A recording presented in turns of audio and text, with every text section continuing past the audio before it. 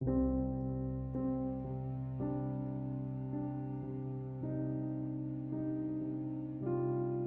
enable or disable Device App Administrator in Samsung Galaxy S10. Open Settings. From a home screen, swipe up or down from the center of the display to access the apps screen. Tap Settings.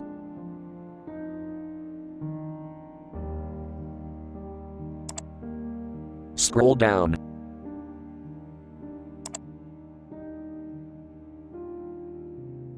Tap Biometrics and Security. Scroll down. Tap Other Security Settings.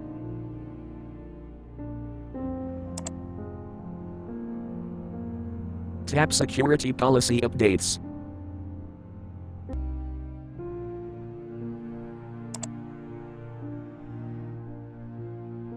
Check app you want to enable or uncheck to disable.